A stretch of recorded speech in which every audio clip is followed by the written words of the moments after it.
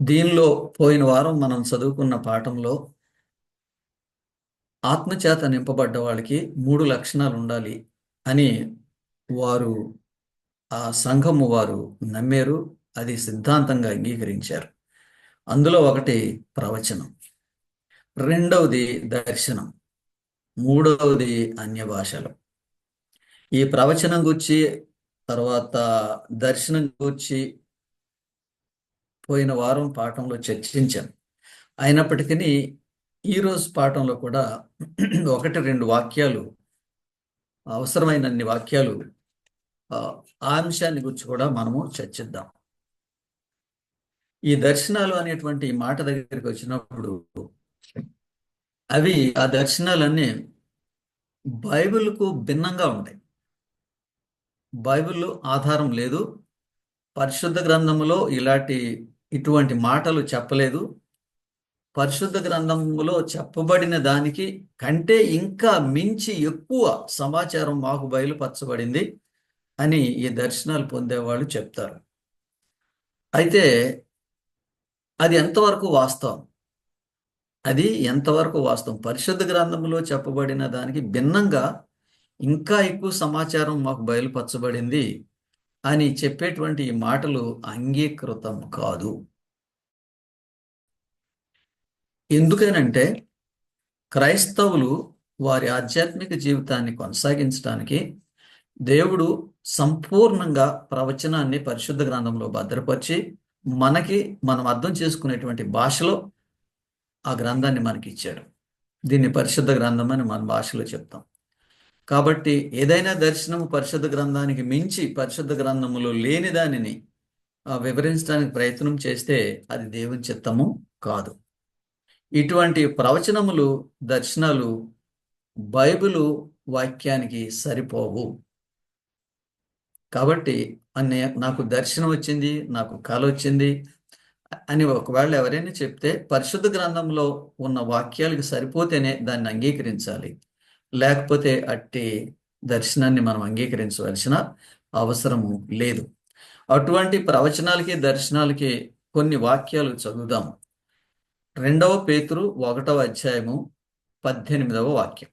2 పేతురు 1 అధ్యాయము 18వ వాక్యం. మేము మేము ఆ పరిశుద్ధ పర్వతము మీద ఆయనతో కూడా ఆయనతో కూడా ఉండిన వారమై ఉండిన వారమై ఆ శబ్దము ఆ శబ్దము ఆకాశము నుండి రాగా వింటిమి. అంటే ఇప్పుడు ఇలాంటి మాటలు మాట్లాడే వాళ్ళకి పేతురు ఈ విషయం చెప్తున్నాడు. మేము ఏదో శబ్దం విన్నాము, ఏదో స్వరం విన్నాము, ఏదో దర్శనం చూసాము, ఏదో ప్రవచనం వచ్చిందని మీరు అంటున్నారు. కానీ మేము యేసుక్రీస్తు వారితో ఉండి ఆ పర్వతం మీద ఉన్నప్పుడు వచ్చిన ఆ శబ్దాన్ని మేము విన్నాం. ముఖాముఖిగా ఆయన ఆ శబ్దం వచ్చినప్పుడు మేము యేసు ప్రభు దగ్గర ఉండి మేము దీన్ని విన్నాం. ఆ శబ్దం గురించి ఒక వాక్యం చదువుదాం. ఇది మత్తయి సువార్త 17 అధ్యాయము 5వ వాక్యం. వాళ్ళ విన్న శబ్దం. మత్తయి సువార్త 17 అధ్యాయము 5వ వాక్యం.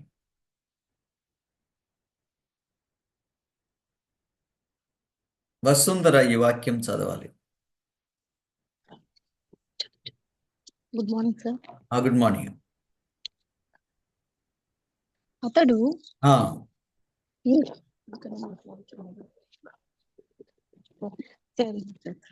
అతడు ఇంకను మాట్లాడుచుండగా ఇదిగో ఇదిగో ప్రకాశమానమైన ఒక మేఘము వారిని కమ్ముకొనెను. ఇదిగో ఇదిగో ఈయన నా ప్రియ కుమారుడు, ఈయన యందు నేను ఆనందించుచున్నాను. ఈయన మాట వినుడి అని ఒక శబ్దము ఆ మేఘములో నుండి పుట్టెను. చూడండి, పేతురు చెప్తున్నాడు ఈ విషయం. మీరు ఈరోజు మీకు దర్శనం కలిగింది, లేక మీరు స్వరం విన్నారు అని చెప్తున్నారు. అయితే మీరు చెప్పేదానికంటే ఇంకా ఎక్కువ యేసుక్రీస్తు మా సమక్షంలో మేము ఉండి తండ్రి అయిన దేవుడు పరలోకం నుంచి మాట్లాడిన మాటలు మేము స్వయంగా విన్నాం అని చెప్తూ ఆయన ఈ మనకు వివరిస్తున్నాడు. పేతురు చెప్తూ వివరిస్తున్నాడు. ఆ వివరించేటువంటి వాక్యంలో తర్వాత వాక్యము 2 పేతురు 1 అధ్యాయము 19 వాక్యం. మరియు మరియు ఇంతకంటే స్థిరమైన ఇంతకంటే స్థిరమైన ప్రవచన వాక్యము ప్రవచన మనకున్నది. వాక్యము మనకున్నది. తెల్లవారి తెల్లవారి వేకువ చుక్క వేకువ చుక్క మీ హృదయములలో మీ హృదయములలో ఉదయించు వరకు ఉదయించు వరకు ఆ వాక్యము ఆ వాక్యము చీకటి గల చోటున చీకటి గల చోటున వెలుగిచ్చు వెలిగిచ్చు. దీపమైనట్టున్నది. ఓకే. దేని గురించి ఇక్కడ వివరిస్తున్నాడు?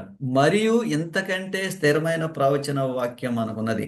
అప్పుడు మేము పర్వతం మీద విన్న శబ్దం కంటే ఇంకా స్థిరమైన వాక్యం అన్నాడు. ఏమిటా స్థిరమైన వాక్యం? పరిశుద్ధ గ్రంథం.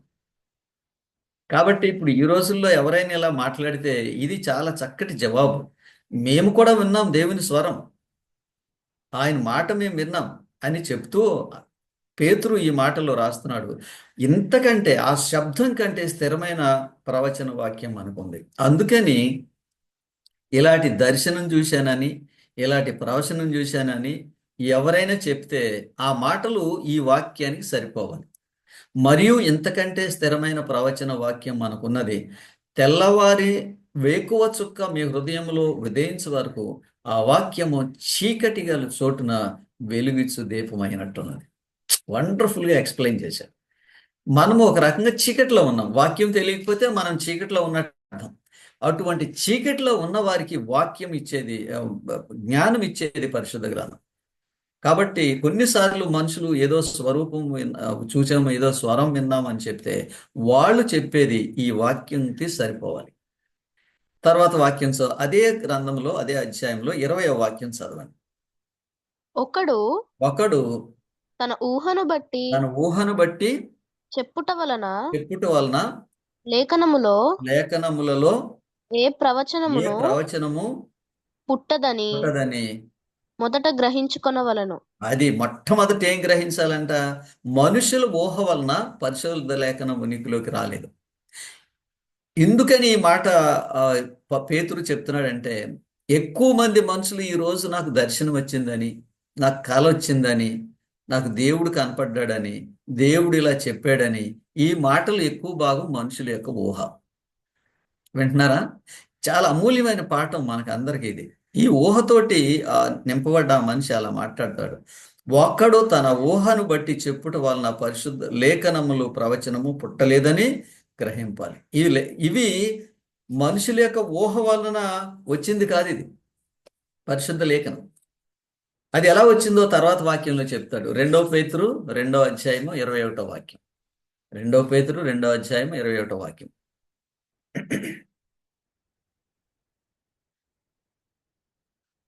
చదవండి. ఓకే సార్ 20వ వచనమా సార్? 21. Okay sir.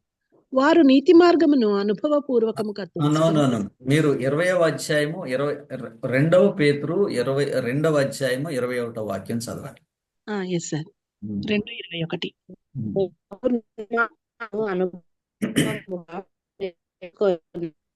తమకు అప్పగింపబడే పరిశుద్ధమైన ఆజ్ఞని తొలగిపోతే ఆ మార్గము అనుభవపూర్వకంగా తెలియక వారికి మేలు. ఓకే, మీరు కరెక్ట్ అయిన వాక్యం చదవలేదు.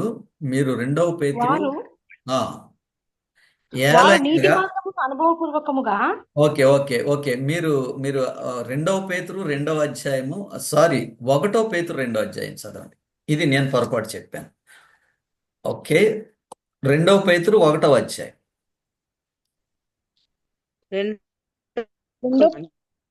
1 పేతురు 2 పేతురు 1 అధ్యాయం 21 వాక్యం.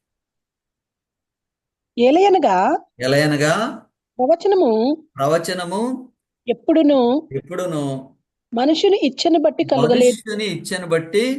కలుగలేదు గాని మనుషులు పరిశుద్ధాత్మ వలన ప్రేరేపింపబడిన వారై దేవుని మూలముగా దేవుని మూలముగా పలికిరి. అంటే దీనిని బట్టి మనుషులు ఊహను బట్టి పరిశుద్ధ గ్రంథం రాలేదు. అందుకని ఈ రోజుల్లో మనుషులు ఇచ్చిన బట్టి, వాళ్ళ ఊహను బట్టి, వాళ్ళకి కలిగిన దర్శనాలను బట్టి వాళ్ళు బోధిస్తున్నట్లయితే అది వాస్తవమో కాదో మనం తెలుసుకోవడానికి గీటురాయి పరిశుద్ధ గ్రంథం. ఎలా అనగా ప్రవచనము ఎప్పుడునూ మనుషుని ఇచ్చిన బట్టి కలుగులేదు కానీ మనుషులు పరిశుద్ధాత్మ వలన ప్రేరేపింపబడిన వారై దేవుని మూలముగా పలికిరి. వండర్ఫుల్. కాబట్టి మనకి ఇటువంటి సవాళ్ళు వచ్చినప్పుడు మనకు ఆధారం పరిశుద్ధ గ్రంథమే.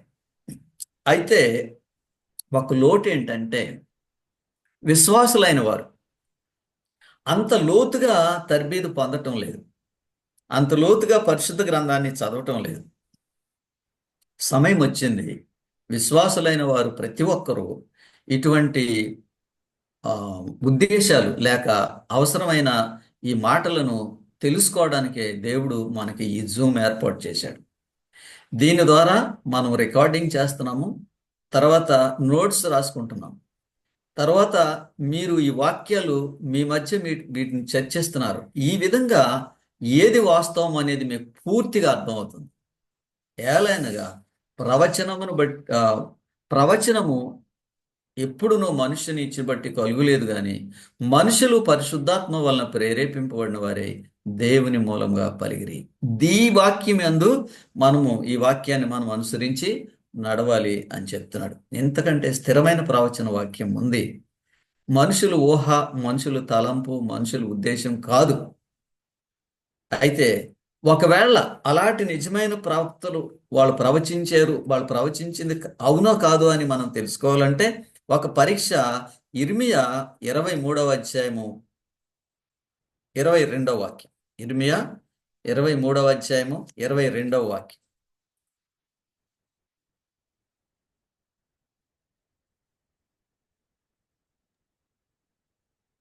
ఇర్మియా 23వ అధ్యాయము 22వ వాక్యం. నేను ఈ ప్రవక్తలను పంపకుండినను వారు పరిగెత్తి వచ్చెదరు. నేను వారితో మాట్లాడుకుండినను వారు ప్రకటించెదరు. కంటిన్యూ చదవండి. వారు నా సభలో చేరిన వారైన ఎడల వారు నా మాటలు ప్రజలకు తెలియచేతురు. ఇక్కడ ఒక్క క్షణం, నా మాటలు అంటే ఎక్కడున్నాయి? దేవుని మాటలు ఎక్కడున్నాయండి? పరిశుద్ధ గ్రంథంలో ఉన్నాయి. వాళ్ళు ఏం చెప్తారనమాట? పరిశుద్ధ గ్రంథంలో ఉన్న మాటలు చెప్తారు దేవుడు పంపించిన మనుషులైతే. కంటిన్యూ అమ్మా, చదవండి. దుష్క్రియలు చేయక వారు దుర్మార్గములను విడిచిపెట్టినట్లు వారిని త్రిప్పదియుందురు. అదే నిజమైన ప్రవక్త ఎవరైనా ఉన్నారు అని అంటే పరిశుద్ధ లేఖనంలో ఉన్న మాటలు తెలియచేస్తారు. ఆ విధంగా ఈ పరిశుద్ధ లేఖనాల్లో ఉన్న మాటలు తెలియచేయటం చేత మనుషులు దుష్కార్యం చేయకుండా మారు మనసు పొందుతారు. దుష్కార్యం చేయకుండా వాళ్ళని ఈ వాక్యము నడిపిస్తుంది. అయితే ఈ ప్రవక్తలు నేను పంపలేదు, వాళ్ళు నేను పంపకపోయినా వస్తున్నారు. వాళ్ళని నేను పంపలేదు అనే మాటకు దానికి ఒక గుర్తు చెప్పాడు. వారు నేను పంపిన వాళ్ళైతే నా మాటలు నా ప్రజలకు తెలియచేస్తారు. దేవుని మాటలు ఎక్కడున్నాయని చెప్పాను? పరిశుద్ధ లేఖనాల్లో ఉంది. పరిశుద్ధ లేఖనానికి భిన్నంగా దర్శనం కానీ, కళ కానీ, ప్రవచనం కానీ ఏదైనా చెప్పబడితే మీ జూమ్లో ఉన్న మీరందరూ ధన్యులు. ఇప్పుడు మీకు వాస్తవం తెలుస్తుంది. దానిని మీరు పరిశుద్ధ గ్రంథంలో లేకపోతే అంగీకరించవలసిన అవసరం ఏం మాత్రం లేదు. ఇది మన పాఠం యొక్క ప్రాముఖ్యమైన ఉద్దేశం. నా చిన్నతనం నుంచి ఇది ఉంది. ఇలాగో దేవుడు నాతో మాట్లాడాడు, నాకు దర్శనం ఇచ్చాడు, నాకు ప్రవచనం ఇచ్చాడు, ఈ విషయం చెప్పమన్నాడు. వాస్తవంగా అది కేవలం వారి ఊహ మాత్రమే తప్ప దేవుడు వాళ్ళకి దర్శనం ఇవ్వలేదు. ఒకవేళ దేవుడు వాళ్ళకి ఆ దర్శనం ఇస్తే పరిశుద్ధ గ్రంథంలో ఉన్న మాటలకి వారు చెప్పే మాటలు కరెక్ట్గా సరిపోతాయి. అందుకే చెప్పాడు, ఇంతకంటే స్థిరమైన ప్రవచనము మనకున్నది. అది చీకటి గలి చోట వెలుగుచు దీపమైనట్టు ఉందని చెప్పాడు. ఎంత బ్రహ్మాండంగా వివరించాడండి. కాబట్టి ఇవన్నీ కూడా మనుషులు కల్పితాల వలన వచ్చేటువంటి ఆలోచనలు, ఊహ. నేను ఒక కారణం చెప్పాను. నీవు ఈ దర్శనాలు చూడకపోతే, నీవు ఈ ప్రవచనాలు లేకపోతే పరిశుద్ధాత్ముడు నీ మీద లేడు. కాబట్టి పరిశుద్ధాత్ముడు నా మీద ఉన్నాడు అని చెప్పడానికి దేవుడు చెప్పని ప్రవచనాలు చెప్పడం, దేవుడు ఇవ్వని దర్శనాలను ఊహ ద్వారా చూచి మనుషులందరికీ ఈ విషయాన్ని చెప్పడం, ఇది కరెక్ట్ కాదు. నేను ఈ దర్శనాల గురించి, ప్రవచనాల గురించి ఇక్కడతో ఆపి నేను అన్య భాషలకి ఈ పాఠాన్ని మనం నడిపిద్దాం. అన్య భాషల గురించి కొంత సమాచారాన్ని నేర్చుకుందాం. అన్య భాషలు మాట్లాడతారు అనేటువంటి విషయము, భాషలు మాట్లాడతారు అనేటువంటి విషయము సువార్త పని కోసం అవసరం. అయితే ఈ సువార్త పని కోసం భాషలు మాట్లాడతారు అని దేవుడు చెప్పిన ఈ మాటని దాన్ని వక్రీకరించి ఆ సువార్త పని కోసం కాకుండా మేము పరిశుద్ధాత్మ కలవారం అని రుజువు చేయడానికి ఉపయోగిస్తున్నారు దీన్ని. వాళ్ళ మీద పరిశుద్ధాత్ముడు లేకపోయినా భాషలు మాట్లాడుతున్నారు. అదేమిటో మనం చూద్దాం. ఈ భాషలు గురించిన వాక్యము మార్కు సువార్త 16వ అధ్యాయము 17వ వాక్యం. మార్కు సువార్త 16వ అధ్యాయము 17వ వాక్యం. నమ్మిన వారి వలన సూచక క్రియలు కనబడును. నమ్మిన వారిని సూచక క్రియలు వెంబడించును. ఏమనగా నా నామమున దయ్యములను వెళ్ళగొట్టుదురు, కొత్త భాషలు మాట్లాడుదురు. ఈ వాక్యంలో మనం చదవబోయేటువంటి వాక్యం క్రొత్త భాషలు. ఈ క్రొత్త భాష అనేటువంటి ఈ మాట మీకు కొంచెం వివరం చెప్తాను. మీకు నేను ఒక కీర్తన పాడతాను. ఒక కీర్తన పాడితే మీరు అంటారు ఇది క్రొత్త కీర్తన అంటారు. ఎందుకంటే మీకు తెలియదు ఆ కీర్తన అంతకుముందు కదా. ఇది క్రొత్త కీర్తన, పాస్టర్ గారు పాడుతున్నారు. కానీ ఇది క్రొత్త కీర్తన కాదు, మీకు ఇది క్రొత్త కీర్తన. మీరు అంతకుముందు దీన్ని వినలేదు. అలాగే వీళ్ళు క్రొత్త భాషలు మాట్లాడతారని అంటే మనుషులకి ఎవ్వరికీ తెలియని భాష మాట్లాడతారని దాని అర్థం కాదు. వారు మాట్లాడే భాష క్రొత్త భాష. మాట్లాడే మనిషికి క్రొత్త భాష, వినే మనకి పాత భాష. అంటే మనకి తెలుసు కాబట్టి ఆ భాష. ఆ అనుభవాన్నే మీరు ఈ వాక్యంలో ఇప్పుడు మనం చదువుకుంటాం. సో దీనిలో ఇప్పుడు మనం చదవాల్సిన వాక్యం ఏంటంటే, దేవుని ప్రజలైన వారు పెంతుకోస్తు పండగ ఆచరించడానికి 15 దేశాల నుంచి యెరూషలేముకు వచ్చారు. పెంతుకోస్తు అంటే 50 అని అర్థం. 50 దినములు తర్వాత వచ్చేటువంటి పండగ. ఇశ్రాయేలీల్లో 3 పండగలు. పస్కా పండగ మొట్టమొదటిది. పస్కా పండుగ తరువాత 50 రోజుల తర్వాత వచ్చేది పెంతుకోస్తు. పెంటి అంటే 50, 50 రోజుల తర్వాత వచ్చేది పెంతికోస్తు. ఆ పెంతికోస్తు దినమందు దానిని ఆచరించడానికి 15 దేశాల నుండి మనుషులు యెరూషలేముకు వచ్చారు. అప్పుడు ఆ సందర్భంలో సువార్త ప్రకటింపబడటం కోసము దేవుని ప్రజలైన వారి మీదకి పరిశుద్ధాత్ముడు వచ్చాడు. ఇది దీని బ్యాక్గ్రౌండ్. పరిశుద్ధాత్ముడు వాళ్ళ మీద కృమ్మరింపబడ్డప్పుడు ఏం జరిగింది? అపోస్తుల కార్యములు 2వ అధ్యాయము 4వ వాక్యం చదవండి. అందరూ పరిశుద్ధాత్మతో నిండిన వారై ఆ ఆత్మ వారికి వాక్శక్తి అనుగ్రహించిన కొలది అన్య భాషలతో మాట్లాడసాగింది. అన్య భాష అనేటువంటి మాట హీబ్రూ భాష కాని దానిని అన్య భాష అని పిలిచేవాళ్ళు. వాళ్ళు హీబ్రూ భాష కాని దానిని అన్య భాషల్లో అన్య భాష అని పిలిచేవాళ్ళు. అన్య భాష అంటే ఎవరికి అర్థం కాదని, అది తెలియదని అర్థం కాదు. అన్య భాష అంటే యూదులకు హీబ్రూ భాష దేవుడి భాష అని వాళ్ళ యొక్క భావం. అందుకని హీబ్రూ భాష కాకుండా ఏదైనా వేరే భాష మాట్లాడితే వాళ్ళు దానిని అన్య భాష అని పిలిచేవాళ్ళు. ఓకే, ఈ సందర్భంలో ఈ వాక్యం మరలా ఇంకొకసారి చదువుదాం. అపోస్తుల కార్యములు 2వ అధ్యాయము 4వ వాక్యం. ఆ వాక్యం పూర్తిగా చదవండి. అందరూ పరిశుద్ధాత్మతో నిండిన వారై అందరూ పరిశుద్ధాత్మతో నిండిన వారై ఆత్మ వారికి ఆత్మ వారికి వాక్శక్తి అనుగ్రహించిన కొలది అన్య భాషలతో మాట్లాడసాగిరి. ఓకే, ఈ అన్య భాషలు మాటలాడడానికి గల కారణం ఏమిటి? ఆ విషయాన్ని నేను ఈ పాఠంలో తర్వాత భాగంలో చెప్తాను. ముందు మొట్టమొదట మనము అన్య భాషల్లో మాట్లాడటం అనేది పరిశుద్ధ గ్రంథంలో ఎన్నిసార్లు ఉంది ఇది తెలుసుకున్న తర్వాత వీళ్ళు అన్య భాషల్లో మాట్లాడిన దాని సందర్భాన్ని మళ్ళా మనం కొనసాగిద్దాం. ఇది క్లియర్ అవ్వాలి మనకి. 3 సార్లు మాత్రమే ఉందండి అన్య భాషల్లో మాట్లాడటం. మీరందరూ ఆశ్చర్యపోతారు. పరిశుద్ధాత్మ చేత నింపబడ్డ ప్రతి ఒక్కడూ భాషలు మాట్లాడతారని చెప్తారు.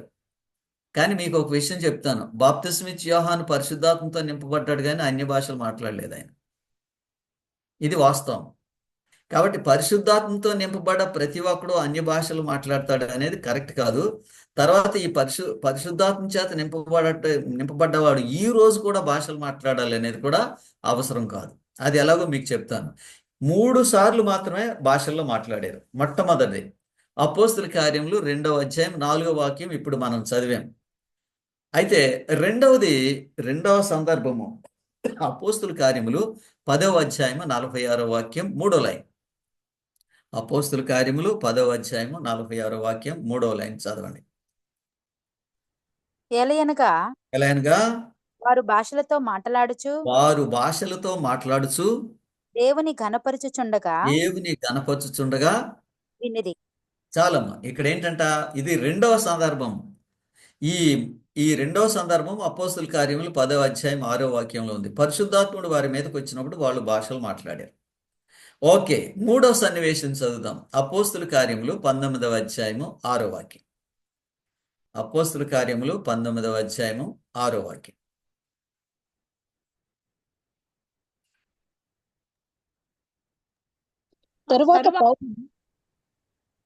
చదవండి.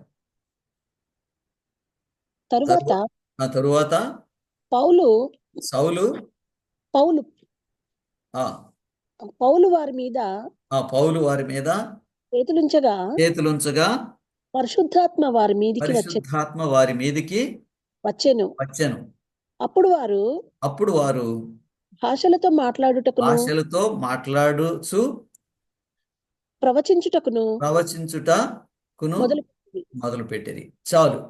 అంటే పరిశుద్ధాత్ముడు వారి మీదకి వచ్చినప్పుడు వాళ్ళు ప్రవచించడం మొదలు పెట్టారు, భాషల్లో మాట్లాడారు. అయితే మనము కాలాన్ని, ఇది ఎప్పుడు జరిగింది అని అంటే AD 52, క్రీస్తు శకము 52. క్రీస్తు శకము 52 తర్వాత పరిశుద్ధ లేఖనాల్లో భాషలు మాట్లాడిన దాఖలాలు లేవు. ఈ 3 సంభవాలు అపోస్తుల కార్యంలోనే ఉన్నాయి. సో కాబట్టి 52వ సంవత్సరము అంటే అపోస్తుల కార్యములు 19వ అధ్యాయము 6వ వాక్యము కాలం ఏంటంటే AD క్రీస్తు శకము 52. ఆ 52 తర్వాత భాషలు వాళ్ళలో పరిశుద్ధ లేఖనాల్లో భాషలు లేవు. నేను ఇంతకుముందు చెప్పినట్టు పరిశుద్ధాత్మ చేత నింపబడ్డ ప్రతి ఒక్కడు భాష మాట్లాడాలని చెప్తారు. పరిశుద్ధాత్మతో తల్లి గర్భం నుండే పరిశుద్ధాత్మతో నింపబడ్డ బాప్తిస్మిచ్ యోహాను భాషలు మాట్లాడలేదు. కాబట్టి ఆ సిద్ధాంతము కరెక్ట్ కాదు. అయితే ఈ 3 సార్లు మాట్లాడారు, ఆ తర్వాత భాషలు మాట్లాడలేరు. కాబట్టి ఇప్పుడు ఈ రోజుల్లో మనము భాషలు మాట్లాడాలి అనేది అవసరం కాదు. ఒక విషయం, ఒకవేళ నాకు తెలియని ప్రజల దగ్గరికి వెళ్ళి వాళ్ళకి నేను పరిచర్య చెయ్యాలని అంటే దేవుడు నాకు ఆ భాష ఇస్తే నేను ఆ భాషలో మాట్లాడి వాళ్ళకి పరిచర్య చేస్తాను. అంతే తప్ప నాకు తెలిసిన భాష గల మనుషుల దగ్గరే నేను ఉంటూ ఇక్కడే నేను పరిచర్య చేస్తూ నేను అన్య భాషలో మాట్లాడవలసిన అవసరం లేదు. ఆంధ్రాలో ఒక సంఘంలో మీరు ఆరాధన చేస్తున్నారు, మీ మీదకి పరిశుద్ధాత్ముడు వచ్చాడు, అప్పుడు మీరు అన్య భాషలు మాట్లాడవలసిన అవసరం లేదు. మీ చుట్టూ ఉన్న వాళ్ళందరూ తెలుగు తెలిసిన వాళ్ళే. కాబట్టి దీనికి ఒకటే మాకు మాట చెప్తాను, ఇది డూప్లికేట్ అని చెప్తాను. పరిశుద్ధాత్ముడు మీ మీదకి రాపోయినా పరిశుద్ధాత్ముడు మీ మీదకి వచ్చాడని, పరిశుద్ధాత్ముడు మీరు భాషలు మాట్లాడే వరం మీకు ఇవ్వకపోయినా ఆ విధంగా నటించడానికి ఆ మాటలు మాట్లాడతారు. దర్శనమేమి ఇవ్వకపోయినా దర్శనం ఇచ్చాడని చెప్తారు. ప్రవచనమేమి ఇవ్వకపోయినా ప్రవచనం ఇచ్చాడని చెప్తారు. ఎందుకనంటే నేను ఈ సమాజంలో ఒక వ్యక్తిని అని లెక్కింపబడటం కోసం ఈ 3 లక్షణాలు ఉండాలని వారు ఒక సిద్ధాంతం పెట్టారు కాబట్టి ఆ సిద్ధాంత ప్రకారము ఈ విధంగా నాకు కూడా ఆ వరం ఉంది అని వాళ్ళు చెప్తారు. కానీ వాస్తవానికి మన భాష మాట్లాడే వాళ్ళ దగ్గర మనం ఉన్నప్పుడు మనం వేరే భాష మాట్లాడవలసిన అవసరము లేదు. కాబట్టి అపోస్తుల కార్యములు అనేటువంటి ఈ పుస్తకములో 3 సార్లు మాత్రమే ఈ భాషలు మాట్లాడిన సన్నివేశాలు రాయబడ్డాయి. ఆ తర్వాత కాలంలో క్రొత్త నిబంధన గ్రంథం అంతా అయిపోయే వరకు, అంటే క్రొత్త నిబంధన గ్రంథం రాయటం దాదాపు ఆ శతాబ్దం ఆఖరికి 100 సంవత్సరాలు పూర్తయ్యే వరకు అది రాయబడింది. అంటే ఆ తర్వాత 44 సంవత్సరాల్లో ఎక్కడ వాళ్ళు భాషలు మాట్లాడలేదు. ఆ తర్వాత నేను మీకు ఇంకా వేరే రెఫరెన్స్ చెప్తాను. ఈ భాషలు ఉండవు అనేటువంటిది మనం తర్వాత చూద్దాం. ఇప్పుడు మన ప్రశ్న ఏంటంటే, పెంతుకోస్తు దినమందు దేవుడు ఎందుకు పరిశుద్ధాత్మ వారి మీద కృంభరింపబడ్డప్పుడు వారు భాషలు మాట్లాడేటువంటి శక్తి పొందేరు? అది ఇప్పుడు ప్రాముఖ్యం. ఇప్పుడు మరలా మనం వెనక్కి వెళ్ళి ఒకసారి అపోస్తుల కార్యములు 2వ అధ్యాయం 4వ వాక్యం చదువుదాం. చదవండి, ఎవరు చదువుతారు? అందరూ పరిశుద్ధాత్మతో నిండిన వారై ఆ ఆత్మ వారికి వాక్శక్తి అనుగ్రహించిన కొలది అన్య భాషలతో మాట్లాడసాగిరి. రైట్. ఇది మొట్టమొదటి విషయం, అన్య భాష. తర్వాత 6వ వాక్యం చదవండి, అదే అధ్యాయంలో 6వ వాక్యం. ఈ శబ్దము కలుగగా జనులు గుంపులుగా కూడి వచ్చి ప్రతి మనుషుడు, ఈ మాటలు గ్రహించండి, ప్రతి మనుషుడు తన స్వభాషతో వారు మాట్లాడుట విని కలవరపడిరి. ఓకే, ఇప్పుడు మీకు దీని బ్యాక్గ్రౌండ్ చెప్తాను. పెంతెకోస్తు పండగ అనుసరించడానికి 15 దేశాల నుంచి మనుషులు యెరూషలేముకి వచ్చారు. ఆ సమయంలో యెరూషలేములో ఉన్న దేవుని భక్తులు లేదా దేవుని సేవకుల మీద పరిశుద్ధాత్మను కురంభరింపబడితే వాళ్ళు పరిశుద్ధాత్మ చేత నింపబడి వాళ్ళు వాళ్ళ భాషలో మాట్లాడటం మొదలుపెట్టారు. అర్థమైందండి? ఆ వచ్చిన వాళ్ళందరూ వీళ్ళు మాట్లాడుతున్న మాటలు విన్నారు, వీళ్ళు మన భాషలో మాట్లాడుతున్నారు అన్నారు. ఈ శబ్దము కలుగుగా జనులు గుంపులుగా కూడి వచ్చి ప్రతి మనుషుడు తన స్వభాషలో వారు మాట్లాడుట విని కలవరపడిరి. స్వభాష అంటే ఆ వచ్చిన వాళ్ళ భాషలో వీళ్ళు మాట్లాడుతున్నారు. అంటే దాని అర్థం వాళ్ళు మాట్లాడిన ఆ మాటలు, ఆ భాష వాళ్ళకి అర్థమైంది. ఇప్పుడు ఈ సన్నివేశాలు నేను కూడా కొన్ని చూశాను. కొన్ని సంఘాల్లో వెళ్ళినప్పుడు వాళ్ళు మాట్లాడే భాష నాకు అర్థం కాలేదు. బహుశా మీరు కూడా ఇలాంటి సన్నివేశం ఎదుర్కొని ఉంటారు. బహుశా మీకు కూడా అర్థమై ఉండకపోవచ్చు. కాబట్టి అర్థం కాలేదు అని అంటే అది భాష కాదని అర్థం. నాకు అర్థం కాకపోతే ఇంకా అది భాష ఎలాగవుతుంది, నాకు ఎలా ఉపయోగపడుతుంది? తర్వాత దీనిలో స్వభాష అనే మాట మీరు గుర్తుంచుకోండి.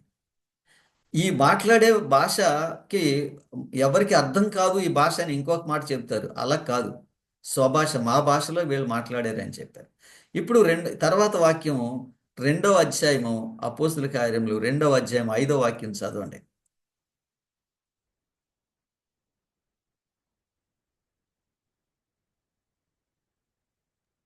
అపోస్తుల కార్యములు 2వ అధ్యాయం 5వ.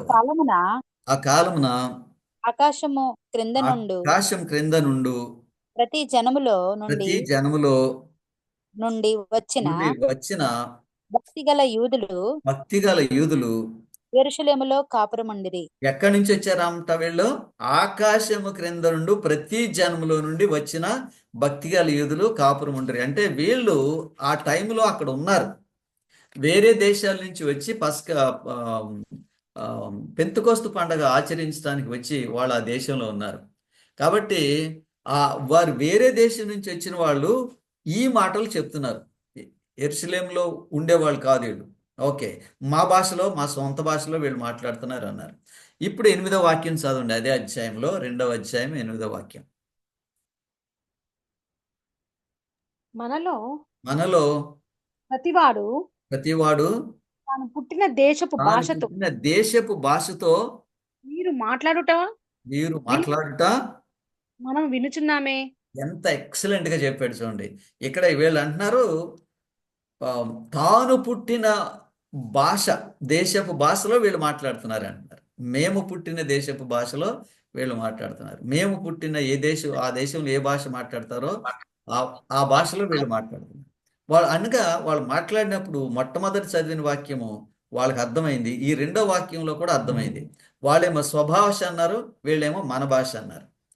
అంటే క్రొత్త భాష అనేటువంటి మాటకు అర్థం ఏంటంటే అది బోధించేవాడికి క్రొత్త భాష, వినేవాడికి మాత్రం సొంత భాష. అలాగూ ఇక్కడ జరిగిన సన్నివేశమే. బోధించే వాళ్ళకి ఆ భాష తెలీదు. ఉదాహరణకి ఇశ్రాయేలీలు లేక దేవుని ప్రజలైన యూదులు 12 మంది శిష్యులు, వాళ్ళకి రెండే భాషలు తెలుసు నాకు తెలిసినంత వరకు. ఒకటి హీబ్రూ భాష, రెండోది గ్రీకు భాష. కానీ ఇప్పుడు ఈ హీబ్రూ భాష, గ్రీకు భాష వీళ్ళు మాట్లాడట్లేదు. పరాయి వేరే దేశాల నుంచి వచ్చిన వాళ్ళు వినటానికి వేరు వేరు రకాలైన భాషలు వాళ్ళు మాట్లాడుతున్నారు. ఇప్పుడు ఈ సందర్భంలో మనము ఇంకొక వాక్యం చదువుదాం. ఇది నేను అంతకుముందు మనం క్రొత్త భాషలు మాట్లాడతారనే మాట మళ్ళా చదివి మనం కంటిన్యూ చేద్దాం. మార్కు సువార్త 16వ అధ్యాయము 17వ వాక్యం.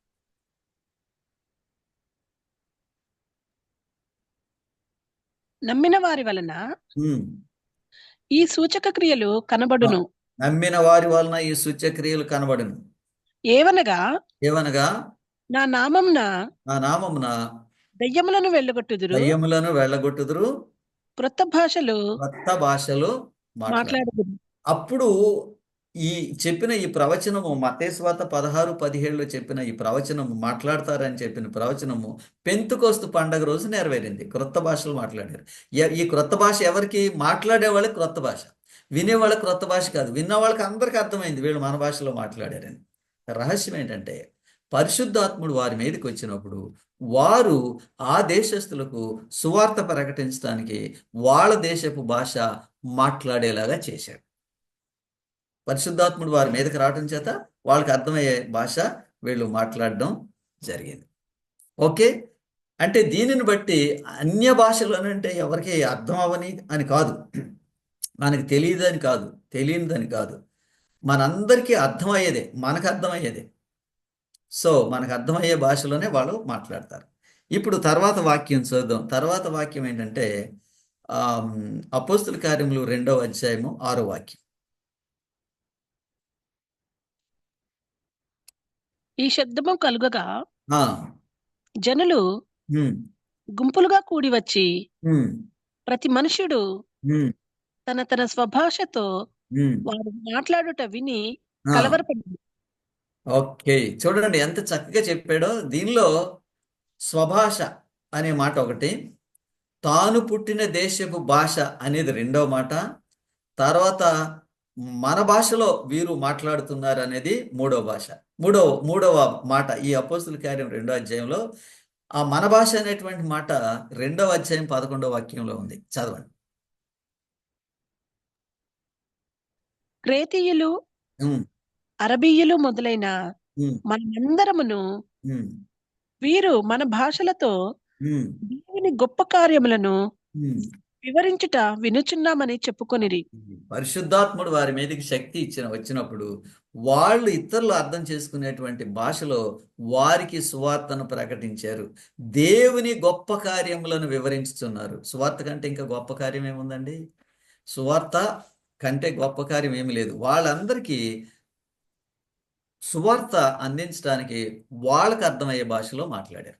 కాబట్టి 3 ప్రాముఖ్యమైన మాటలు ఈ అధ్యాయంలో. స్వభాష, మన భాషలో మాట్లాడారు. రెండోది తాను పుట్టిన దేశపు భాషలో మాట్లాడారు. తర్వాత మన భాషలో మాట్లాడారు. కాబట్టి భాషలు మాట్లాడటం అనేది ఏ మనిషి భాషలో సువార్త ప్రకటింపబడాలో ఆ మనిషి భాషలో సువార్త ప్రకటింపబడటానికి దేవుడు వారికి ఆ ఏర్పాటు చేశాడు అమ్మా. కాబట్టి వారు మాట్లాడిన భాష అందరికీ అర్థమైంది, వాళ్ళకి అర్థమైంది. ఎవరికి ఏ భాష కావాలో వాళ్ళకి ఆ భాష మాట్లాడించాడు దేవుడు ఆయన శిష్యుల చేత. ఆ విధంగా అప్పుడు సువార్త అందింపబడింది. ఇప్పుడు ఈ 2వ అధ్యాయంలో వీళ్ళు ఈ వార్త విన్న తర్వాత, ఈ సువార్త విన్న తర్వాత వాళ్ళు ఏం తీర్మానం చేసుకున్నారు? ఈ అధ్యాయం ఆఖరికి వచ్చేటప్పటికి వీళ్ళలో వేరే దేశం నుంచి వచ్చిన వీళ్ళు అందులో చాలా మంది యూదులు ఉన్నారు. ఎందుకంటే పెంతెకోస్తు పండుగ ఆచరించడానికి యూదులు మాత్రమే వస్తారు, అన్యులు రారు. ఈ యూదులందరూ వాళ్ళు నివసిస్తున్న దేశపు భాషలో సువార్త ప్రకటింపబడ్డప్పుడు వాళ్ళు హీబ్రూ భాషతో పాటు ఈ భాష కూడా తెలుసు కాబట్టి వాళ్ళు మాట్లాడిన మాటలు వాళ్ళు అర్థం చేసుకున్నారు. అందుకని వాళ్ళు ఈ మాటలు చెప్పారు. స్వభాషలో, మన భాషలో, మన సొంత భాషలో వాళ్ళు మాట్లాడారని చెప్పారు. కాబట్టి భాషలు మాట్లాడే వాళ్ళకి ఎవరికైనా సరే సవాల్ ఏంటంటే, మీరు ఏ భాష మాట్లాడినా ఆ భాష అర్థం చేసుకునే వాళ్ళు ఎవరో ఒకరు ఉంటారు. ప్రపంచంలో చాలా భాషలు ఉన్నాయి. అందుకని వాళ్ళు మాట్లాడే భాష ఎవరికైనా అర్థం కావాలి. అప్పుడే అది భాషగా మనము గుర్తిస్తాం. ఇప్పటి వరకు ఈ భాషలు విన్న మనుషులు అందరూ కూడా అన్నారు, మేము వాళ్ళు దేవుని గురించి బోధించడం మేము విన్నాం. విన్నారు కాబట్టి వాళ్ళు యేసుక్రీస్తే లోకరక్షకుడని, ఆయనే మెస్సయ్య అని, ఈ పేతురు చేసిన ప్రసంగం అయిపోయేటప్పటికి ఆయన చెప్పిన వివరాలను బట్టి పరిశుద్ధాత్ముడు ఆఖరి కాలంలో మనుషుల మీద కుమ్మరింపబడతాడు. ఆయన కుమ్మరింపును బట్టి, ఆత్మవర్షాన్ని బట్టి ఆ మనుషులు దేవుని నామమునకు మహింపరిచే విధంగా వాళ్ళు జీవిస్తారు. ఆయన బోధిస్తే ఆఖరికి 3,000 మంది ఈ పాఠం అయిపోయేటోడు బాప్తిసం పొందారు, మారు మనసు పొంది వాక్యాన్ని అంగీకరించారు. సరే, దీనిని గురించి భాషల శైలి ఎలా ఉండాలి, భాషల విధానం ఎలా ఉండాలి, మాట్లాడేవాళ్ళ విధానం ఎలా ఉండాలి, మాట్లాడేవాళ్ళ పెద్దత ఎలా ఉండాలి, దాని అంతటినీ 1 కొరింథీ 14వ అధ్యాయంలో పౌలు రాశాడు. 1 కొరింథీ 14వ అధ్యాయంలో పౌలు రాస్తాడు. చూడండి, 5వ వాక్యం చదవండి, 4వ లైన్. 1 కొరింథీ చదవండి. సంఘము క్షేమాభివృద్ధి పొందు నిమిత్తము భాషలతో మాట్లాడువాడు అర్థము చెబితేనే గాని వాని కంటే ప్రవచించువాడే శ్రేష్ఠుడు. అంటే దాని అర్థం, నువ్వు అర్థం చెప్పడం రాకపోతే భాష మాట్లాడదు. క్లియర్గా ఉంది కదండి. అది ఎవరు అడగకుండా, ఎవరికి అర్థం కాకుండా, ఎవరికి తెలియకుండా వాళ్ళు ఇష్టం వచ్చినట్టుగా భాషలో మాట్లాడతారు. ఇక్కడ స్పష్టంగా చెప్తున్నాడు పౌలు, ఇలాంటి పరిస్థితి ఏర్పడింది కొరింథీ సంఘంలో కూడా. దీనివల్ల గలిబిలి వచ్చింది. అందుకే ఈ మాటలు రాశాడు. సంఘము క్షేమాభివృద్ధి పొందు నిమిత్తము భాషలతో మాట్లాడువాడు అర్థము చెప్పితేనే గాని వానికంటే ప్రవచించువాడే శ్రేష్టము. మీరు అర్థం చెప్పలేకపోతే మీరు ఆ భాష మాట్లాడకండి. నేనేమంటానండి, అది భాషే కాదంట. అది భాషే కాదు, అది కల్పితం, కేవలం ఊహ. 10వ వాక్యం చదవండి, అదే అధ్యాయంలో. లోకమందు ఎన్నో విధములగు భాషలున్నను వాటిలో ఒకటి అయినను స్పష్టము కానిదై ఉండదు. ఎంత ఎక్సలెంట్ గా చెప్తున్నాడు. లోకమందు ఎన్నో భాషలు ఉన్నను వాటిలో ఒకటైనను స్పష్టము కానిదై ఉండదు. ఇప్పుడు ప్రస్తుతము భాషలు మేము మాట్లాడుతున్నాము అని చెప్పేవాళ్ళు భాష స్పష్టమైంది కాదు. నన్ను అడిగితే నేను ఇంకో విషయం చెప్తాను, ఆ మాట్లాడే వాళ్ళకి కూడా అదేంటో తెలియదు, వినేవాళ్ళకి అసలే తెలీదు. అది భాషే కాదు వాస్తవం. అది గలిబిలి, లేకపోతే అది ఒక తొందరపాటు, ఏమంటారంటే ఉద్రేకంతో వాళ్ళు చేసేటువంటి పని. నేను ఇంకొక ఆశ్చర్యకరమైన సంగతి చెప్తాను. ఈ ఆరాధన కార్యక్రమంలో వాయించడం మొదలుపెట్టినప్పుడు ఆత్మ మనుషుల మీదకి వస్తే వాళ్ళు భాష మాట్లాడతారు. వాయించడం ఆపేసేటోడికి ఆత్మ ఆగిపోద్ది, భాష కూడా ఆగిపోద్ది. మీరు గ్రహించి చూడండి, కనిపెట్టి చూడండి. అంటే వాయించినప్పుడే ఆత్మ వస్తుందా? ఆత్మ రావడానికి వాయిద్యానికి సంబంధం లేదండి. మీరు లేఖనాలు ఎక్కడైనా చూడండి, ఇలాగూ ఆత్మచేత నింపబడ్డ వాళ్ళు అనేకమైనంత మంది మనుషులు మనకు లేఖనాల్లో ఉన్నారు. అందులో ఒక వ్యక్తి మనకు బాగా తెలుసు, సౌలు అభిషేకం పొందినప్పుడు ఎవరు వాయిద్యాలు వాయించలేదు. ఆ తర్వాత వ్యక్తి దావీదు ఆత్మ వచ్చినప్పుడు వాయిద్యాలు వాయించలేదు. ఆ తర్వాత యేసుక్రీస్తు వారు బాప్తిసం పొందినప్పుడు పరిశుద్ధాత్ముడు వచ్చాడు. పరిశుద్ధాత్ముడు వచ్చినప్పుడు వాయిద్యాలు వాయించలేదు. కానీ పరలోకము నుండి దేవుని యొక్క స్వరం, ఇదిగో నా ప్రియ కుమారుడు, ఈయన యందు నేను ఆనందించున్నాను. కాబట్టి వాయిద్యం వాయించినప్పుడే ఆత్మ వస్తుందంటే అది ఆత్మ కాదు, అది వాస్తవం కాదు. వాద్యం ఆపేస్తే ఆత్మ ఆగిపోతుంది. మీకు క్లూస్ చెప్తున్నాను మీరు ఇది అర్థం చేసుకోవడానికి. కాబట్టి తర్వాత వాక్యం చదువుదాం. 1 కొరింథీ 14వ అధ్యాయం 19వ వాక్యం. అయినను సంఘములో భాషతో 10,000 మాటలు 10,000 మాటలు పలుకుట కంటే ఇతరులకు బోధ కలుగునట్లు నా మనస్సుతో 5 మాటలు పలుకుట 5 మాటలు పలికితే మేలు.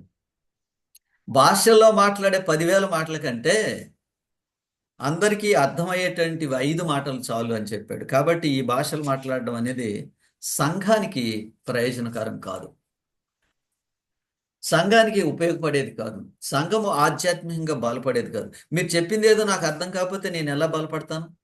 మరి ముఖ్యంగా ఒకవేళ నేను ఒక క్రొత్త మనిషిని ఇప్పుడే సమాజంలోకి వస్తున్నాను, మీ ఆరాధనలోకి. ఈ ఆరాధనలకు వచ్చేటువంటి టైంలో మీరు ఇలాంటి మాటలు మాట్లాడితే నేను ఆధ్యాత్మికంగా ఏ విధంగా బలపడతాను? నన్ను నేనే ప్రశ్నించుకుంటాను. ఇది నాకు అర్థం కాని భాష, నేనెందుకు ఇక్కడికి రావాలి? నాకు సువార్త లేదు. కాబట్టి అలాగూ జరగాలి అనేది దేవుని చిత్తం కాదు. కేవలం నా మీద పరిశుద్ధాత్ముడు ఉన్నాడని రుజువు చేయడానికి మనుషులు ఆడుతున్న నాటకమే తప్ప వాస్తవం కాదని పరిశుద్ధ గ్రంథపు ఆధారం నుండి మొక్కుమాటం ఏమీ లేకుండా నేను చెప్తున్నా. ఒకవేళ వాళ్ళు మాట్లాడే మాట అది భాష అయితే పౌలు చెప్తున్నాడు, వాళ్ళని అర్థం చెప్పమానండి అన్నాడు. వాళ్ళు అర్థం చెప్పలేరు, వాళ్ళకి తెలీదు. తర్వాత 28వ వాక్యం చదువుదాం, అదే అధ్యాయం. అర్థం చెప్పువాడు లేని ఎడల అతడు సంఘములో మౌనముగా ఉండవలెను. ఏం మాటలండి! పౌలు ఈ సమస్యలన్నిటినీ చూశాడండి. ఇప్పుడు మనం చూస్తున్నాము, పౌలు కూడా చూశాడు ఈ తొందర. అందుకనే ఈ మాటలు రాశాడు. ఒక అధ్యాయమే కేటాయించాడు కొరింథీయులకు రాసిన ఈ పత్రికలో. 14వ అధ్యాయం కేటాయించి ఈ విషయాన్ని వివరిస్తూ వచ్చాడు. అందులో ఈ ఉన్న వాక్యాల్లో మనకి ఏ వాక్యాలు కావాలో వాటిని నేను తీసుకున్నాను. అర్థము చెప్పువాడు లేని ఎడల అతడు సంఘములో మౌనముగా ఉండవలెను. ఎవరైనా మాట్లాడితే ఈ వాక్యం చూపించండి. మౌనంగా ఉంటే నాకు ఆత్మ లేదని అనుకుంటారు, అందుకని నేను శబ్దం చేయాలి. అది డూప్లికేట్ క్రిస్టియానిటీ. 31వ ఇందులో ఇంకో కొంచెం ఉంది సార్. చదవండి. లేని ఎడల మౌనముగా ఉండవలెను, కానీ తనతో దేవునితోనూ మాట్లాడుకొనవచ్చును. అంటే ప్రార్థన చేసుకోవచ్చు అతను. తనతోను దేవునితోను అంటే అల్లరి లేకుండా తనతో మాట్లాడుకోవచ్చు, దేవుడితోటి ప్రార్థన చేసుకోవచ్చు. That is very clear. ఇప్పుడు 31వ వాక్యం చదవండి. అందరూ నేర్చుకొనున్నట్లును, అందరూ హెచ్చరిక పొందునట్లును మీరందరూ ఒకరి తరువాత ఒకడు ప్రవచింపవచ్చును. మీరు అందరూ వాక్యం ప్రవచించవచ్చునంటే ప్రసంగం చేయొచ్చు, దాని అర్థం, ఆ మాటకి అర్థం. ఒకరి తర్వాత ఒకరు ప్రసంగము చేయొచ్చు. మీరు చేయాలంటే ఒకరి తర్వాత ఒకరు. అదే విధంగా భాషలు కూడా అంతే. భాషలో ఒకవేళ నువ్వు మాట్లాడుతున్నట్లయితే నీ తర్వాత ఇంకొకరు, ఒకరి తర్వాత ఒకరు, అంతే తప్ప అందరూ ఒకేసారి కాదు. ఇప్పుడు ఈ భాష పిచ్చి ఏంటంటే అందరూ ఒకేసారి మాట్లాడతారు, అది కరెక్ట్ కాదు. పౌలు ఈ విషయాన్ని చూచాడు, అందుకే కొరింథీ సంఘానికి రాశాడు క్లియర్గా ఈ భాషలు మాట్లాడే వాళ్ళ యొక్క పరిస్థితి ఎలా ఉండాలనేది. 32వ వాక్యం చదవండి. మరియు ప్రవక్తల ఆత్మలు ప్రవక్తల స్వాధీనంలో ఉన్నవి, అలాగే పరిశుద్ధుల సంఘములన్నిటిలో దేవుడు సమాధానమునకే కర్త, కానీ దేవుడు సమాధానమునకు కర్త కానీ కాడు. ఏమండి దీన్ని ఏమంటారు? పరిశుద్ధ లేఖనమే చెప్తుంది ఇదేంటో. అల్లరి. పరిశుద్ధ సంఘములన్నిటిలో దేవుడు సమాధానమునకు కర్త గాని అల్లరికి కర్త కాదు. అన్ఫార్చునేట్లీ ఇప్పుడు క్రైస్తవ సంఘాలు ఎక్కువ అల్లరి చేస్తున్నారు, వాక్యం చదువుకోకుండా. ప్రార్థన చేసినా అల్లరే, వాక్యం బోధించిన అల్లరే, సాక్ష్యం ఇచ్చిన అల్లరే. అంతా ఆ శాంక్టిటీ అంటాం మేము థియాలజీలో. శాంక్టిటీ, ఆ పరిశుద్ధత ఆరాధనలో కనపడట్లేదు. కానీ దేవుణ్ణి ఆరాధన చేయడానికి చేసే వాళ్ళకి అల్లరి తగదు అని చాలా స్పష్టంగా చెప్పాడు పౌలు. అల్లరి చేస్తున్నారు అని అంటే అది ఆరాధన కాదనమాట. ఇది నా ఆలోచన కాదు, నేను చెప్పేది ప్రతిదీ వాక్యం నుండే చెప్తాను. వాక్యమే మనకు ఆధారం. కాబట్టి ఈ రోజుల్లో ఎవరైతే ప్రభు అయిన యేసుక్రీస్తునందు విశ్వసించి ఆత్మపూర్ణులై ఉన్నారో వారు వాక్యం బోధించవచ్చు. మరి వారికి దేవుడు తలాంతు ఇచ్చి భాషలో మాట్లాడగలిగితే మాట్లాడటం తప్పు కాదు. కానీ వాళ్ళు మాట్లాడే భాషకే అర్థం చెప్పాలి. రెండో పాయింట్, వాళ్ళు మాట్లాడే భాష అందరికీ అర్థం కావాలి. తర్వాత భాష మాట్లాడే ప్రతి మనిషి ఒక్కొక్క మనిషి ఒక్కొక్కసారి మాట్లాడాలి. ఇది అవసరమైతే.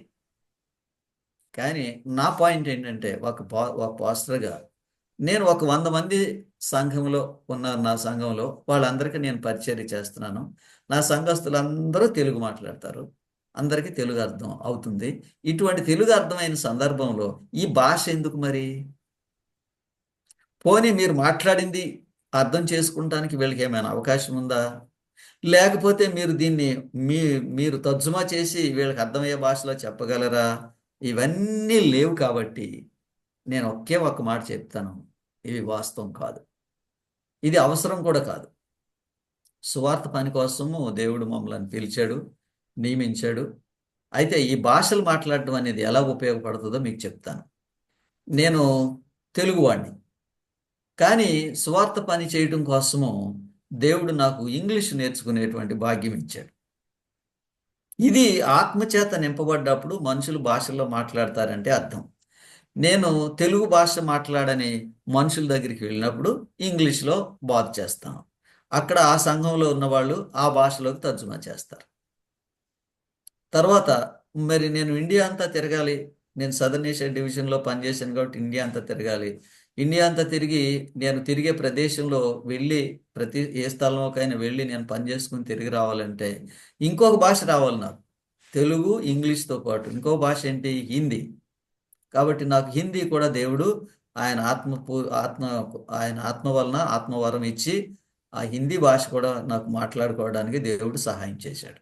అందుకని నేను ఎక్కడికి వెళ్ళినా, వేరే దేశాలు వెళ్ళినా, ఇండియాలో వేరే రాష్ట్రాలకు వెళ్ళినా ఈ హిందీ వచ్చు కాబట్టి నాకు కాలము నడిచిపోద్ది. అది భాషలు మాట్లాడటం అంటే. ఇకపోతే నేను బెంగాల్లో 6 సంవత్సరాలు పనిచేశాను కాబట్టి అక్కడ పనిచేసిన రోజుల్లో వాళ్ళతోటి మాట్లాడటానికి కొంతవరకు నేను మేనేజ్ అవ్వగలగటానికి బెంగాలీ నేర్చుకున్నాను. నేను ఇంగ్లీష్లో చెప్తున్నప్పుడు ఆ బెంగాలీ నేర్చుకోవటం వల్ల ఇంగ్లీష్లో చెప్తున్నప్పుడు ఆ బెంగాలీ వాడు కరెక్ట్గా చెప్పకపోతే వాడిని కరెక్ట్ చేసేవాడిని. వాళ్ళందరూ అనేవాళ్ళు, ఈ అయ్యగారు ఇక్కడికి వచ్చి బెంగాలీ నేర్చుకున్నాడని. ఇది ఆత్మ వచ్చినప్పుడు మనకు వచ్చేటువంటి వరం. ఈ 4 భాషలో నేను చెప్పిన ఈ 4 భాషలో మనుషులు మాట్లాడతారు, అందరికీ అర్థం అవుతాయి. అంటే భాషల్లో మాట్లాడటం అంటే అందరికీ అర్థమయ్యేటువంటి భాష మాట్లాడటమే తప్ప ఒట్టుట్టి భాష కాని దానిని మాట్లాడడం దేవుడిచ్చిన వరం కాదు. పోనీ ఈ వరాల గురించి ఆఖరిగా ఏమన్నాడు దేవుడు? మనం ఈ వాక్యం చదువుదాం. ఈ వాక్యం చదివిన తర్వాత నేను ప్రార్థన చేస్తాను. ప్రార్థన చేసిన తర్వాత మీకు ఇంకేమైనా ప్రశ్నలు ఉంటే దీనిలో మనం వాటిని కొన్ని క్షణాలు చర్చ చేద్దాం. ఆ చర్చ అయిన తర్వాత 1-2 ప్రకటనలు చెప్తాను. ఓకే, 1 కొరింథీ 13వ అధ్యాయము 8వ వాక్యం. ప్రేమ శాశ్వత కాలముండును. ప్రేమ శాశ్వత కాలముండును. ప్రవచనములైనను నిరర్ధకములగును. భాషలైనను నిలిచిపోవును. ఆమేన్. వాళ్ళు అనుకుంటున్నారు ప్రపంచం ఎంతకాలం ఉంటుందో అంతకాలం ఈ భాషలు మాట్లాడదాం అనుకుంటున్నారు. ప్రవచనం దాన్ని అంగీకరించడం లేదండి. ప్రవచనములైనను నిరర్ధకములగును అంటే ప్రవచనం ఉండదు. ఇంకా ఎందుకని ఉండదని చెప్తాను నేను. ఇంతకంటే స్థిరమైన ప్రవచనం మనకు ఉన్నది. 2 పేతురు 1వ అధ్యాయము 19వ వాక్యంలో చీకటి గల చోట వెలిగించు దీపమైనట్టు ఉంది. ఈ పరిశుద్ధ గ్రంథమే మనకు ప్రవచనం. ఇప్పుడు ఈ పరిశుద్ధ గ్రంథం తెలియని వాళ్ళని మోసం చేయడానికి, తెలియని వాళ్ళని తప్పుదారులు నడిపించడానికి, సొంత స్వప్నాలు, సొంత దర్శనాలు, సొంత భాష, అర్థం కాని భాష. కానీ ఇక్కడ ఎంత చక్కగా చెప్పాడండి పౌలు. ప్రేమ శాశ్వత కాలముండును, ప్రవచనములైనను నిరర్ధకములను, భాషలైనను నిలిచిపోను. ఎంత ఎక్సలెంట్ అండి. ఆఖరిగా భాష మాట్లాడింది 52:7. లేఖనాల్లో 52:7 తర్వాత లేఖనాల్లో భాషలు లేవు. ఇది ఆయన చెప్పే మాట. ప్రేమ శాశ్వత కాలముండును, ప్రవచనములైనను నిర్ధకములైనను భాషలైనను నిలిచిపోను. ఈ వాక్యం విన్న మనందరికీ ఒకసారి మనం వెనక్కి వెళ్ళి పరిశీలన చేసి చూస్తే, ఒక మనిషి మాట్లాడిన అలాంటి ఆత్మపూర్ణుడై మాట్లాడిన భాష, అది ఏ భాష సంబంధించిన వాడో ఆ భాష వాడికి అర్థమవుతుంది. మన భాష, తన భాష అనేటువంటి మాట ఈ రెండో అధ్యాయంలో ఉపయోగించారు. సో కాబట్టి పరిచర్య, వాక్య పరిచర్య అన్య ప్రదేశాల్లో, యూదా దేశానికి కాకుండా బయట దేశాల్లో ప్రకటింపబడటానికి దేవుడు ఆ రోజుల్లో ఆత్మకృంభరింపు ద్వారా వారు ఆ భాషలు మాట్లాడారు. ఉదాహరణకి పేతురుకి హెబ్రీ భాష వచ్చు, కానీ ఆయన గ్రీకు భాషలో 2 పత్రికలు రాశాడు. ఇది అంటే భాష వరం అంటే అది. భాష వరం అంటే అది. ఆయనకి వాస్తవంగా ఆయన ఎక్కువ చదువుకున్నవాడు కూడా కాదు, కానీ ఆయన గ్రీకు భాషలో ఈ 2 పత్రికలు రాశాడు. మీకు ఇంకొక సంగతి, ఆశ్చర్యమైన సంగతి చెప్తా. క్రొత్త నిబంధన గ్రంథం రాసిన వాళ్ళు ఒక్క లూకా తప్ప అందరూ హెబ్రీలే. లూకా ఒక్కడే గ్రీస్ దేశస్థుడు, కానీ అందరూ హిబ్రూ భాషలో రాయలేదు, గ్రీక్ భాషలో రాశారు. అప్పుడు ఈ గ్రీక్ భాష అది యూనివర్సల్ లాంగ్వేజ్, విశ్వవ్యాప్తంగా అందరూ అధికారికంగా అంగీకరించబడిన భాష. అందుకని దేవుడు వారిని గ్రీకు భాషలో రాయటానికి ఆయన ఆత్మపూర్ణులుగా చేసి వాళ్ళకి ఆ భాగ్యం దయచేశాడు. కాబట్టి ఆ విధంగా అంతా బయలుపరిచిన తర్వాత ఆయన ఏమన్నాడంటే, ప్రవచనములైనను నిలిచిపోయిను, భాషలైనను నిలిచిపోను. భాషలు కూడా ఆగిపోతాయి, భాషలు కూడా ఉండవు. సో కాబట్టి భాషలు తర్వాత కాలంలో మాట్లాడతారు అని మనం అనుకోకూడదు. ఆ వాక్యం నేను చదువుతాను. ప్రేమ శాశ్వత కాలముండును, ప్రవచనములైనను నిరర్ధకములగును, భాషలైనను నిలిచిపోను. మనం దేవుని ప్రజలము అని రుజువు చేయడానికి, మనం చేసే కార్యం ఏదైనా దేవుని దగ్గర నుంచి అని రుజువు చేయడానికి ఈ పరిశుద్ధ గ్రంథం. ఇంతకంటే స్థిరమైన ప్రవచన వాక్యం మనకున్నది.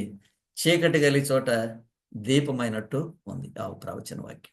కాబట్టి వాక్య ప్రకారం నడుచుకుందాం. ఈ భాషలు మాట్లాడేవారు వాక్య ప్రకారం మాట్లాడట్లేదు, వాక్యాధారం లేదు. 62 AD తర్వాత లేఖనాల్లో భాషలు లేవు.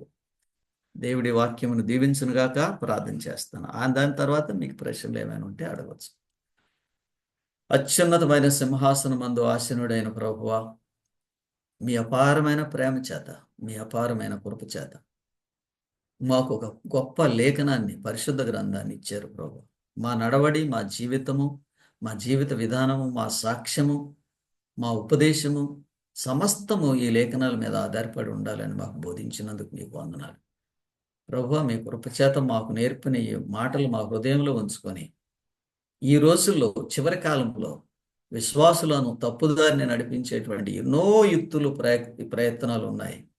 వాటన్నిటి నుంచి మేము తప్పించుకుని రక్షింపబడినట్లు మేము ఈరోజు మీ వాక్య భాగాన్ని నేర్చుకున్న దానిని బట్టి మమ్మల్ని బలపరిచి ఆశీర్వదించండి. మేము చదివిన లేఖనాలు, మేము చేసిన ప్రార్థన, మేము విన్న ఈ మాటలు మీ దృష్టికి అంగీకారముగా ఉండునుగాక.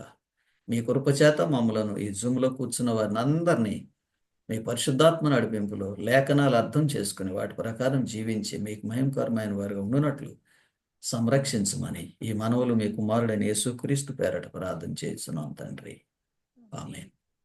మన తండ్రి అయిన దేవుని ప్రేమయు, కుమారుడైన యేసుక్రీస్తు కృపయు, పరిశుద్ధాత్ముని అన్యోన్య సహవాసము మనందరిపైన సదాకాలం ఉండను. ఆమేన్. ఆమేన్. ఆమేన్. Thank you sir. వాక్య సందేశము నిజంగా ఎన్నో డౌట్స్ ఉన్నాయి సార్. ఈ డౌట్స్ అన్ని కూడా క్లియర్ అయ్యాయి. పరిశుద్ధాత్మ వరాలేంటి, భాషలేంటి,